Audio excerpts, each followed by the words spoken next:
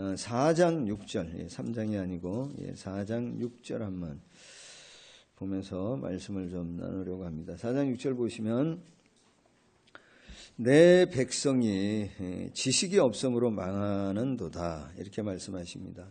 내 백성이 내가 지식을 버렸으니 나도 너를 버려 내 제사장이 되지 못하게 할 것이요 내가 내 하나님의 율법을 잊었으니 나도 내 자녀들을 잊어버리리라. 꽤 주님이 강하게 말씀하십니다. 근데 여러분 여기서 말씀하시는 지식이 뭘까요? 이 지식이 뭐길래 지식이 없어서 망한다고 말씀하시고 이 지식이 없기 때문에 내가 너를 버릴 거라고 얘기하실까요? 아마도 이 말씀을 보면서 우리가 생각하는 것은 이 지식이 우리가 알고 있는 일반적인 지식하고는 좀 다른 의미가 있겠죠. 일반적으로 우리가 지식이라 하면 교육이나 경험을 통해서 얻어지는 어떤 인식의 결과들, 또 연구를 통해서 우리가 탐구함을 통해서 얻어지는 인식의 결과들을 우리가 지식이라고 말할 수 있는데, 사실은 하나님이 내가 좀 못 배웠다고 나를 버리지는 않을 거란 말이에요. 제가 공부 좀 못했다고 하나님 나를 버리는 것은 아닐 것이고, 더군다나 요즘은 지식이 어떤 시대예요? 너무 많은, 정보가 넘쳐나는, 그래서 정보의 홍수 시대다 이렇게 표현할 정도로 너무나 지식이 많은 시대에 살아가고 있습니다. 오히려 넘쳐나는 이 지식 중에서 정말 어느 게 효과적이고 효율적인지 이 선별하는 능력, 그걸 뭐라고 표현할 수 있냐면 지혜잖아요. 정말 어느 것이 우리에게 중요할 것인지를 잘 선별할 수 있는 능력, 그리고 그 지식을 내 삶에 어떻게 적용할지 때와 적용에 대한 능력을 갖는 것, 그게 뭐냐면 지혜잖아요. 그래서 늘 뭐가 더 필요하다고 얘기하냐면 지식보다는 지혜가 더 필요하다. 그래서 많은 사람들이 이 지혜를 얻기를 원했고 이 지혜를 다 갖기를 원하고 이 지혜를 다 소망하였습니다. 그래서 이 지혜를 사랑하고 지혜를 탐구하고 지혜를 얻기 위해 부단한 노력을 하는 학문을 이제 뭐라 그러냐면 철학이라고 얘기하더라고요. 철학. 그래서 여러분 철학을 그리스어로는 뭐라 그러냐면 필라소피아라고 얘기한대죠. 소피아라고 하는 말 자체가 그리스 말로 지혜라는 말이고, 필라는 뭐예요? 필로스, 에로스 우리 얘기할 때에 사랑하는 거니까 필로소피스라고 하는 거는 그 지혜를 사랑하는, 지혜를 탐구하는 건데, 우리가 다 아는 유명한 그리스 철학자 있잖아요. 그분이 한 말이 모든 철학이 어떻게 보면 대명제의 시작이 되어지는, 알죠? 누구신지 우리 다 알잖아요. 소씨. 소씨 그분 한 얘기 알죠? 그분 한 얘기를 우리가 교회에서 자주 사용하면 돼요, 안 돼요? 별로 자주 사용해서는 안 됩니다. 어떤 얘기인 줄 아시죠? 너 자신을 알라. 우리 어떤 의미로 씁니까? 너 자신 알라 그러면 네 분수를 알아, 너 주제를, 이런 의미로 우리가 쓰잖아요. 그러니까 우리 어떤 교회 공동체 안에 어떤 관계 가운데 이런 말을 자주 쓰는 거는 별로 바람직하지 않는 것 같아요. 그런데 이 소크라테스라고 하는 철학자가 너 자신을 알라라고 얘기했을 때 우리가 지금 사용하는 그런 의미 정도로 그 말을 하지는 않았을 거라고요. 어떤 의미로 얘기했다고 하냐면 너 자신을 알라라고 하는 이 말은 인간이 누구인지를 정확하게 알라라고 하는 말이래요. 그래서 인간이 어떻게 사는 것이 정말 가치 있게 사는 삶인지 고민해라. 그리고 어떻게 이 자연 만물을 다스리며 살아야 하는지를 고민하는 학문, 그게 철학이라고 한답니다. 그런데 여기에 맹점은 뭐냐면 모든 지혜의 근간이 누구를 통해서 나온다고 생각하냐면 인간을 통해서 나온다고 생각하는 거예요. 인간이 유토피아를 만들 수 있다고 생각하는 거예요. 그런가요? 그럴 수 없는 것 같아요. 제가 철학을 공부해 보진 않았고 많이 공부한 사람은 아닙니다만은 제가 인생의 경험을 통해서 깨닫는 한 가지 사실, 내가 예수님을 믿고 성경을 보면서 깨닫는, 그리고 내가 살면서 체험적으로 분명히 깨달아지는 한 가지의 분명한 진리 사실은 인간은 뭐라는 거예요? 죄인이라는 거예요. 이건 죄인입니다. 내가 살면서 느끼는 것 한 가지, 그리고 인간은 뭐 하냐면 무한한 존재가 아니에요. 유한한 존재입니다. 모든 거에 있어서. 그 말은 우리는 한계를 가지고 있는 사람들인데 이 인간의 어떤 죄성과 인간의 한계를 간과하고 인간이 모든 지혜의 근본이라고 생각한다면, 그리고 인간의 어떤 그 죄성과 한계를 가지고 있음에도 불구하고 그래서 그 인간을 아무리 연구하고 사랑한다 할지라도 인간의 지혜를 근본으로 삼는다고 한다면 그거는 예수님께서 말씀하신 것처럼 모래 위에 집을 짓는 거와 같다는 거예요. 언젠가 무너집니다. 여러분은 TV 많이 안 보시겠지만 알뜰신잡이라고 하는 프로 아시죠? 무슨 약자예요? 알뜰신잡. 뭐죠? 적어왔는데 알아두면 쓸데없는 신비한 잡학사전이래요. 그런데 그거 보면은 쓸데있는 내용이 꽤 많이 나와요. 이번에 지금 알뜰신잡 3편이라 그러잖아요. 지금 어디 지금 여행하면서 그 이제 대화를 토론하고 얘기 나누는 거를 지금 보여주냐면 독일 지방을 이렇게 여행하면서 독일에 대한 과거, 뭐 미래 이런 이야기하면 우리 사회에 대한 이야기를 막 여러 사람들이 보면 거의 두 사람이 얘기를 주도하더라고요. 제가 이제 이 말씀 준비하면서 관련되어지는 내용이 좀 있는 것 같아서 이 토막 이렇게 조금씩 보여주는 거 있잖아요. 한 2개를 제가 봤는데 어떤 내용이 나오냐면 독일의 프라이부르크라고 하는 지역을 이제 여행하고 난 다음에 이제 거기에 모여서 이제 얘기를 나누는데 프라이부르크라고 하는 그 지역에서 공부한 철학자 한나 아렌트라고 하는 사람이 있대요. 이 사람이 유대인인데 그 프라이부르크라고 하는 그 지역에서 공부를 한 분인데 이분에 대한 이야기를 하면서 독일에 대한 과거의 이야기를 하고 오늘의 이제 우리에 대한 이야기를 이어서 이제 하는데 이 한나 아렌트라고 하는 사람을 얘기하기 위해서 누구 이야기를 하냐면 아히히만이라고 하는 사람의 이야기를 해요. 그러니까 이 철학자가 유명하게 되어지는 대중한테 유명하게 되어지는 계기가 있는데 그게 뭐냐면 이 아히히만이라고 하는 사람의 재판을 참관하고 보면서 느꼈던 점을 뉴욕의 미국의 어떤 잡지에 기고하면서 이분이 유명하게 되어졌고 그분이 얘기하는 논점이 큰 논쟁의 어떤 거리가 되어졌다고 해요. 아히히만이라고 하는 사람이 누군지 아세요? 보신 분들은 알 거예요. 나치 친위대 장교랍니다. 이분이 하는 역할이 뭐였냐면 유대인들을 관리하는 일이었대요. 이분의 최대 업적이 뭐냐면 유대인들을 효율적으로 죽이는 일이었어요. 이분이 최대로 자랑하는 게 뭐냐면 가스 열차를 발명한 거예요.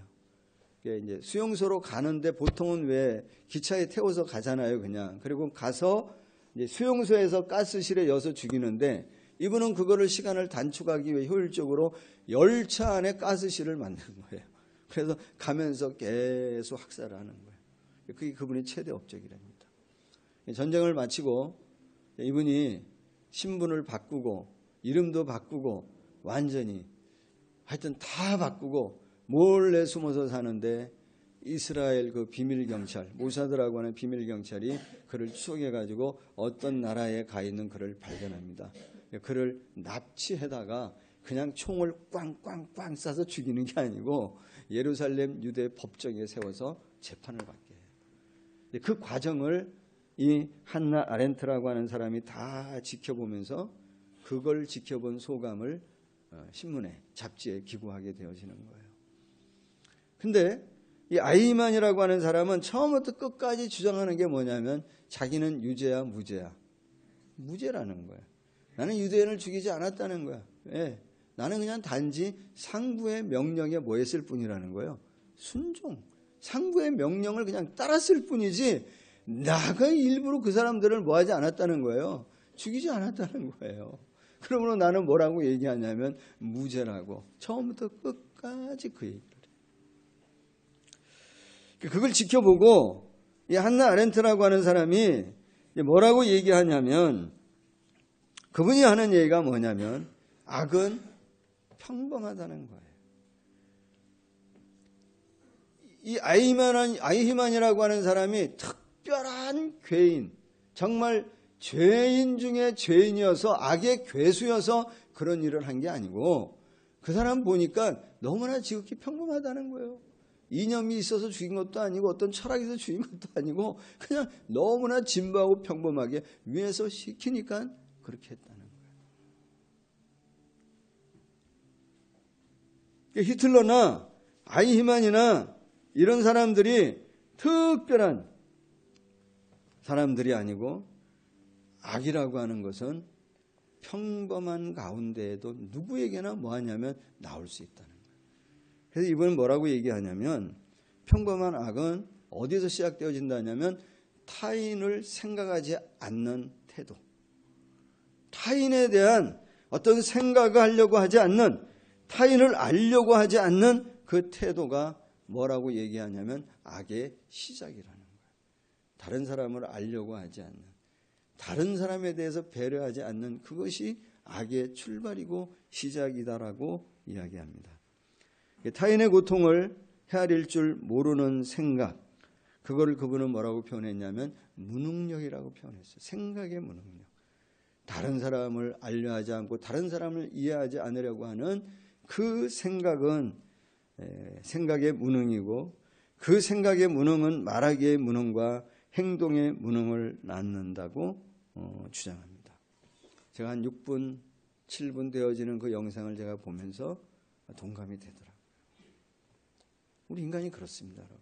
누구나 다 뭐를 갖고 있냐면 죄성을 갖고 있고 우리는 누구나 한계를 가지고 있습니다. 그런데 그 한계와 죄성을 갖고 있는 인간이 모든 지혜의 근본이다?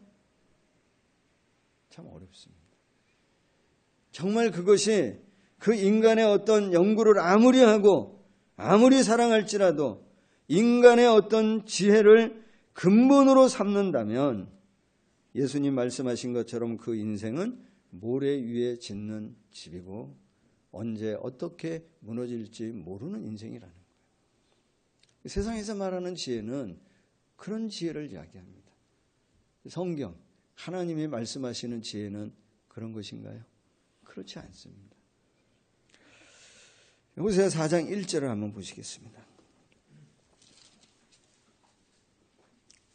호세아 4장 1절 한 번만 읽어주세요. 4장 1절입니다. 시작.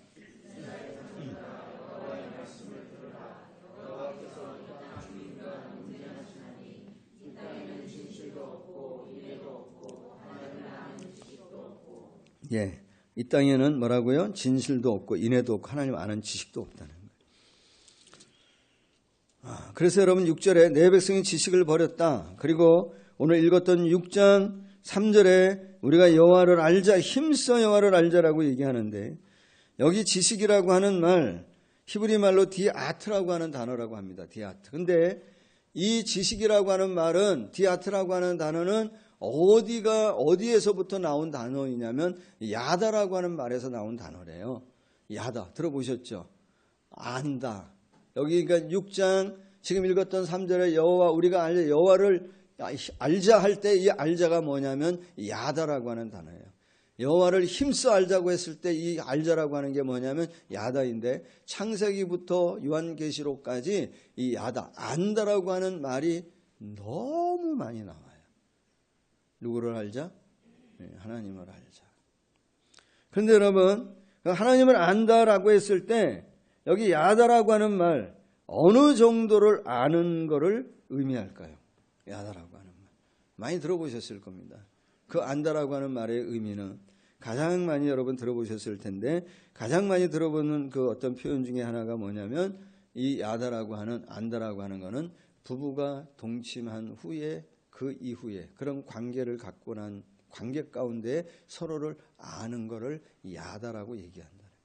그러니까 여기 안다라고 하는 거는 최소한 이론을 넘어 뭐 하는 거예요? 체험적으로 아는 거. 내가 머리로 아는 것을 넘어 마음으로, 가슴으로 아는 것. 내가 하나님 그분을 알기 위해 하나님의 나라나 하나님과 관련되어지는 그 어떤 것에 내가 적극적으로 긍정적으로 참여하여 체험하여 하나님 그분이 어떠한 분인지를 아는 것을 뭐라고 얘기하냐면 야다. 하나님을 안다라고 표현한다는 거예요. 여러분 태초에 이 아담과 하와를 하나님이 만드시고 이 남녀가 서로 뭐했냐면 동침하죠. 성경에서는 그 동침했다고 하는 것을 뭐로 표현했냐면 한 몸이 되어졌다고 표현합니다. 한 몸이 되어졌다고 표현하고 난 다음에 창세기 2장 25절에 보면 아담 하와가 서로 동침한 다음에 한 몸이 되어지고 난 다음에 뭐라고 얘기하냐면 두 사람이 벌거벗었으나 부끄러워하지 아니하더라라고 얘기해요. 왜 부끄러워하지 않죠? 벌거벗었으니까. 네. 무슨 얘기겠어요? 서로를 속속들이 뭐 하는 거예요? 다 안다는 거예요. 감추는 게 있어요, 없어요? 없어요. 너 다 하니까 뭐가 없는 거예요? 부끄러울 것이 없는 거예요. 속속들이 다 아는 거예요. 그렇게 아는 거를 뭐라고 표현하냐면 야다. 그 아는 거를 야더라. 왜? 탁 보면 척 아는 거 있잖아요. 부부가 보면 알지 않나요? 탁 보면 어떤 생각을 갖고 있는지 보면 알지 않아요?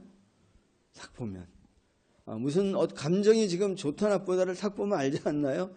이게 정말 보면 그냥 어떤 상태구나. 눈빛만 봐도 지금 저 사람의 마음이 어떻고 감정이 어떻고 어떤 걸 생각하고 있는지 보면 알지 않나요?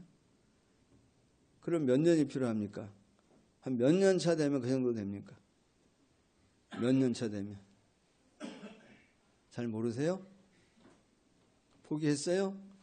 네? 알아야죠. 그래도 보면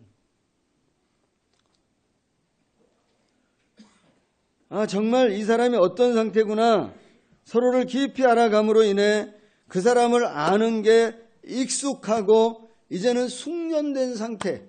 그래서 척 보면 탁 아는, 탁 보면 척 아는, 그가 어떤 생각을 갖고 있는지 보면 아는 익숙하고 숙련된 상태를 뭐라고 얘기하냐면 지혜라고 표현한다는 거예요. 히브리 말에서는 이 지혜를 호크마라고 얘기합니다. 그 상태를 지혜라 보면 안다는 거예요. 탁 보면.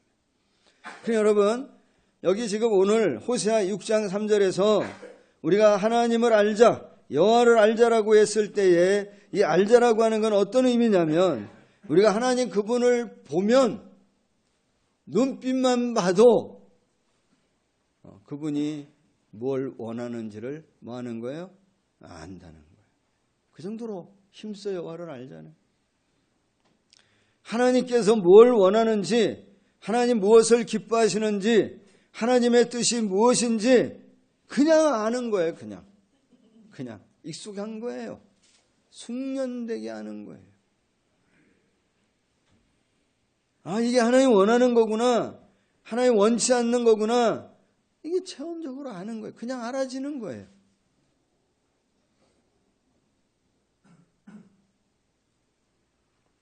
한두 번 아는 것이 아니라 뭐라고 얘기합니까? 힘써 여호와를 알자. 그분을 알아가면서 그분을 통해 깨달아지면서 그래서 그분의 눈빛만 봐도 그분이 원하는 것이 무엇인지를 아는, 내가 그분을 점점 알아감으로 인해서 그렇게 익숙하고 숙련된 뭐가 들어오는 거냐면 내 안에 지혜가 들어오는 거예요. 그래서 보면 압니다. 오늘도 내가 어떻게 사는 것이 하나님이 기뻐하시는지를 그냥 알아진다는 거예요. 그렇게 누구를 알자고요? 여호와를 힘써 알아가자는 거예요. 예. 우리가 여러분 하루 살아가면서도 뭐 선택할 일이 얼마나 많습니까? 예. 뭐 그냥 사소하게 얘기하자면 제가 이제 금요일이나 뭐 토요일 같을 때는 이제 교회 나올 때 도시락을 싸웁니다, 제가. 그래서 간단히 그냥 먹기도 하고 그러는데 도시락을 안 싸올 때는 이 지역에 점심을 간단히 먹기 위해서 뭘 먹어야 될지 선택하는 것도 뭐 하냐면 이 큰 고민거리예요. 어떨 땐 나가서 이 동네를 한 두 바퀴 돌 때도 있어요. 일 갈까 저리 갈까, 장구 끝에 악수를 하고 잘못 들어가가지고 실망하기도 하고 그러기도 하는데, 여러분 사소한 것부터 중요한 것까지 우리 인생 가운데 선택하고 결정해야 될 일이 얼마나 많아요. 그럴 때 뭐가 와야 되냐면 그분을 알므로 인해서 내 안에 들어오는 숙련되고 익숙한 지혜. 그래서 오늘도 내가 어떤 선택을 하는 게 정말 하나님 기뻐하시는지를 그냥 아는 거예요. 오늘도 내가 어떤 삶을 사는 것이, 오늘도 내가 이 사람과 만났을 때 어떤 말을 하는 것이, 정말 이와의 관계 가운데 내가 어떻게 하는 것이 정말 하나님이 원하시고 하나님이 바라시는 것인지를 그냥 알아지는 것. 그 지혜가 올 때까지 누구를 알자고요? 여호와를 힘써 알자는 거예요. 힘써서. 그렇게 알자는 겁니다. 정말 보면 하나님 뜻이 무엇인지를 분별하고, 정말 보면 하나님 원하고 기뻐하시는 일이 무엇인지를 알고, 그래서 그것을 선택하고 결정하며 따르는 사람, 그 사람은 뭐라고 얘기하는 거예요? 지혜로운 사람이라고 얘기하는 거예요. 소망하면서 또 축복하는 거는 저와 여러분이 그렇게 지혜로운 사람, 지혜로운 삶을 살아가는 저와 여러분이 되어지기를 예수님의 이름으로 축복합니다. 그러기 위해 누구를 알라고 얘기하냐? 힘써 하나님 그분을 알자는 거예요. 어떻게 아는가? 뭘 통해 아는가? 두 가지 말씀을 좀 나누겠습니다. 구약의 말씀 한 군데하고 신약의 말씀 한 군데하고 한번 보겠습니다. 먼저 신약 말씀 한번 보겠습니다. 고린도전서 1장.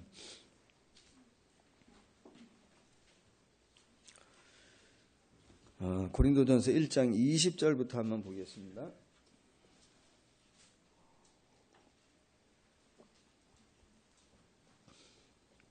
20절 뭐라 그러죠? 지혜 있는 자가 어디 있느냐? 선비가 어디 있느냐? 이 세대의 변론가가 어디 있느냐? 하나님께서 이 세상의 지혜를 미련하게 하신 것이 아니냐? 하나님의 지혜에 있어서는 이 세상이 자기 지혜로 하나님을 알지 못하고, 이게 세상의 지혜나 자기 지혜로 하나님을 알지 못한다는 거죠. 하나님께서 전도에 미련한 것으로 믿는 자들을 구원하시기를 기뻐하셨도다.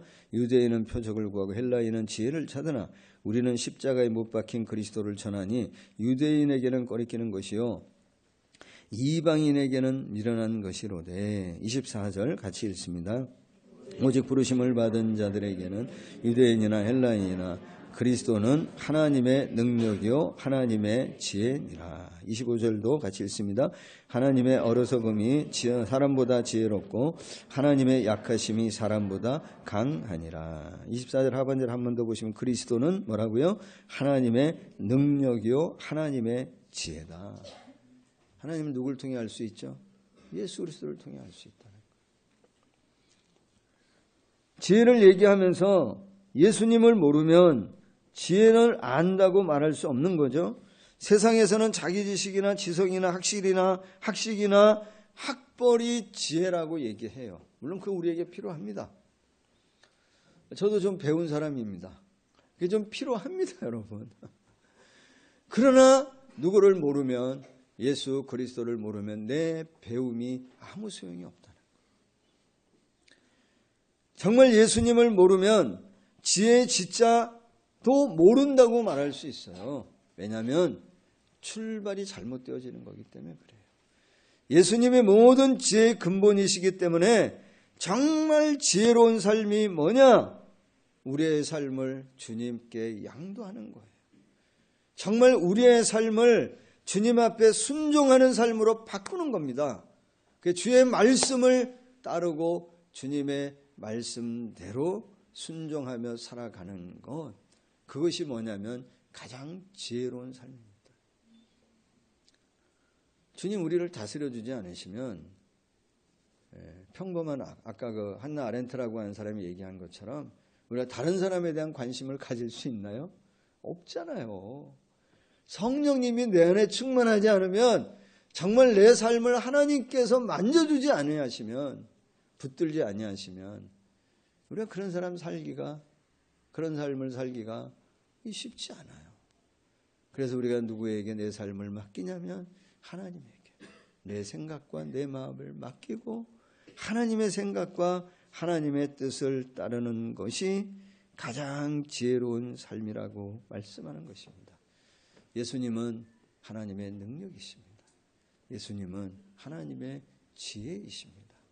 이 예수 그리스도를 통해 하나님의 사랑을 아는 것, 이게 지혜입니다. 예수님을 통해 온 우주 만물 속에 충만한 하나님의 사랑, 우리를 사랑하시는 그 하나님의 사랑을 발견할 수 있는 게 지혜입니다. 온 우주 만물에 예수 그리스도를 통해 하나님 앞에 영광 되어지는 것이 무엇인지를 발견할 수 있는 것이 지혜입니다. 이 예수 그리스도 안에서의 이 하나님을 더 많이 알아가는 우리 사랑하는 성도님들이 되어지기를 예수님의 이름으로 간절히 축복합니다. 한 군데 더 봅니다. 구약의 말씀인데요. 잠언을 한번 보겠습니다. 잠언 8장.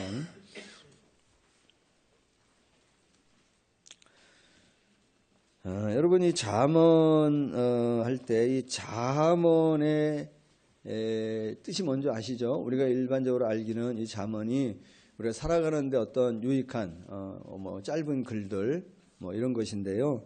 이 잠언할 때 이 잠자가 무슨 잠자인지 아세요? 여러분 아십니까? 여러분 알고 계셨죠? 저는 잘 몰랐어요. 이번에 찾아보니까 잠언할 때 이 잠자가 무슨 잠자냐면 바늘 잠자래요. 바늘잠, 바늘침을 쓴대요. 언자는 말씀 언이고요. 그러니까 무슨 소리냐면 말씀을 통해 우리를 뭐 하는 거냐면 찌른다는 거예요. 왜 찌르죠? 왜 찌릅니까? 정신 차리라고 찌르는 거죠. 잘못된 길로 갈 때 이 말씀이 우리를 뭐 하냐면 찌른다는 거예요. 그래서 여러분 잠언이나 시편에서 항상 대조법을 많이 씁니다. 서로 이게 대조하는 것 중에 가장 많이 잠언이나 시편에서 가장 많이 대조하는 게 뭐냐면 악인과 의인을 많이 대조해요. 악인과 의인의 차이가 뭐예요? 하나님이 우리가 화살이라고 한다면 우리를 이 활에 시위에 매겨서 뭐 하냐면 날렸어요. 어디를 향해 날리는 거죠? 관역을 향해 날리는데 관역을 향해 바르게 가는 사람은 의인입니다. 근데 그 관역에서 벗어나는 사람은 뭐라고 얘기하냐면 악한 사람이라는 거예요. 그래서 여러분 죄를 헬라어에서는 뭐라고 표현하냐면 하말티아, 많이 들어보셨죠? 하말티아라 그래서 어디에서 벗어나는 게 죄라 그러냐면 관역에서 벗어나는 것을 죄라 그럽니다. 관역에서 벗어날 때 하나님께서 말씀을 통해 우리를 뭐 하냐면 찌르신다는 거예요. 어디로 돌아오라고? 바르게 돌아오라고. 관역으로 돌아오라고.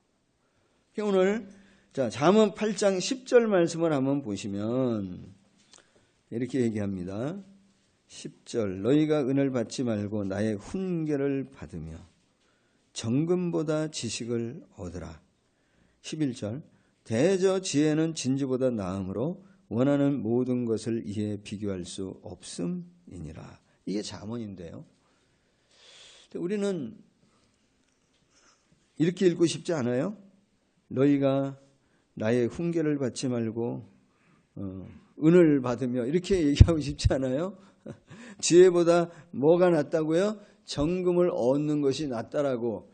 이게 더 어울릴 것 같지 않아요? 왜 우리가 여러분 그러냐면 이 정금, 금에는 뭐가 있냐면 권능이 있다는 거예요. 어떤 권능이 있냐면 사람들은 뭐라고 표현하냐면 돈이면 다 돼. 전능성이 있다고 생각하는 거예요. 그래서 돈에는 뭐가 있다고 표현하냐면 유사 전능성이 있다는 거예요. 전능한 건 아닌데 비슷하게 할 수 있는 거예요. 그래서 사람들이 자꾸 어디를 쫓냐면 그래서 이 관역을 잘 가다가 빗나가서 어디를 쫓냐면 이 물질을 쫓을 때가 많다는 그게 우상이라는 거예요. 그럼 하나님 우리를 뭐 하는 거죠? 찌른다는 거예요. 뭐 하라고? 다시 돌아오라고. 방향을 다시 잡으라고 우리를 찌른다는 거예요. 너희가 빼앗긴 그 시선, 너희가 그 지금 무뎌진 너희 영혼들 바르게 되어지라고 하나님이 우리를 말씀을 통해 찌른다는 거예요. 그 지혜 어디 있다고 얘기하냐면 8장, 잠언 8장 다시 한번 봅니다. 1절 뭐라 그래요? 지혜가 부르지 않, 지혜가 우리를 부른다는 거예요. 돌아와라, 돌아와, 부른다는 거예요. 명철이 소리를 높인다는 거예요. 크게 외친다. 안 돼! 하고 막 외친다는 거예요. 지혜와 명철함이. 그리고 2절에 그가 길가의 높은 것과 내거리에 서서 모두가 보고 모두가 들을 수 있는 그곳에 서서 우리를 부른다는 거예요. 성문 곁과 문 어귀와 여러 출입하는 문에 다 서서 우리를 부른다는 거예요.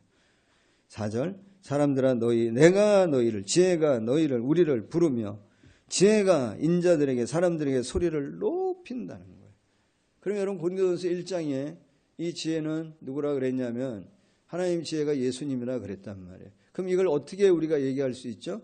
예수님이 우리를 뭐 하는 거예요? 지혜 대신 예수님 우리를 뭐 하는 거냐? 부르시는 거예요. 매 순간마다.